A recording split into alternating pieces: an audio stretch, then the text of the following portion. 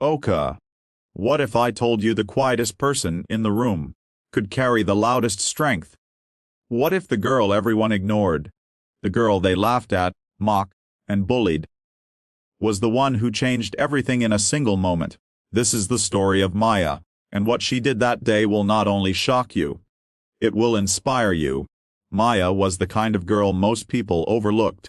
She was 15, with deep brown skin that glowed under the sunlight, big glasses that hid her sharp eyes, and a quietness that made her seem invisible in crowded hallways. She sat in the back of every class, her notebooks always neat, her voice barely above a whisper when called upon. But her silence wasn't weakness, it was armor. Maya had grown up with a single mother who worked 2 jobs just to keep food on the table. Nights were spent alone with books, her world filled with pages instead of people. She carried the weight of loneliness like a secret no one cared to know. At school, she wasn't part of the popular crowd. She wasn't loud, flashy, or rich. She was different. And different, to some, meant target. The bullies noticed her. It started small. Snickers behind her back when she answered a question in class, notes left on her desk that read nerd, or loser. But as weeks passed, their cruelty grew sharper. 3 boys, Derek, Jamal, and Troy, made her life unbearable.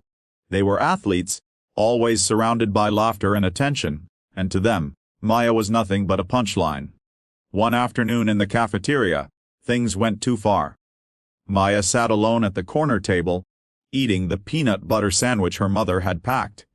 She kept her head down, trying to disappear, but Derek wasn't going to let her. He walked over with his tray, smirking, and slammed it down beside her. "Hey, quiet girl," he sneered loud enough for the entire table to hear. "Why you always hiding? You too good for us or something?" The cafeteria erupted in laughter. Maya didn't answer. She clutched her sandwich tighter, praying they'd leave her alone. But then Jamal grabbed her notebook and flipped it open. Inside were pages filled with sketches and poems, the only place Maya ever let her heart speak. "Yo, look at this!" Jamal laughed. "She writes poems. Oh, listen to this one." He began reading one aloud in a mocking tone, twisting Maya's words into a cruel joke. Her chest burned, her hands trembled, but still she stayed silent. Until Troy leaned forward, grabbed her collar, and yanked her up from her seat. "Say something, quiet girl," he shouted, his voice echoing through the cafeteria. "Or are you just gonna sit there and take it?" The room went silent. Everyone was watching. And for the first time, Maya spoke. Her voice wasn't loud. It wasn't angry. But it was steady. She looked Troy in the eye and said, "You think hurting me makes you strong, but it just shows how weak you really are." The cafeteria froze. Troy's grip loosened. Derek and Jamal exchanged nervous glances. For the first time their laughter had no echo. And Maya, she sat back down, calmly, her silence louder than their shouts. But that moment was only the beginning.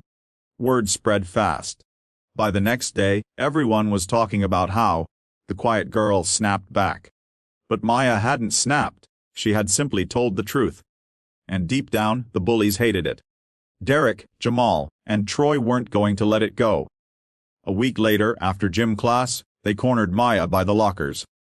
The hallway was empty. "You think you're tough now?" Derek growled. Jamal shoved her backpack to the floor. Troy stepped forward again, that same cruel smirk on his face. But this time, Maya didn't back down. She remembered her mother's words. "Don't ever let people tell you who you are. They only see your surface. You know your worth. Show them." So, instead of shrinking, Maya stood tall. She looked them dead in the eyes and said, "You can scare me, push me, even hurt me. But you'll never silence me again." Her voice rang through the hall. And at that exact moment, a teacher turned the corner. The boys jumped back, suddenly nervous, their tough guy act crumbling. The teacher demanded answers. Maya could have stayed silent like always, but not this time. She told the truth. Everything. The notes, the name, calling, the collar grab.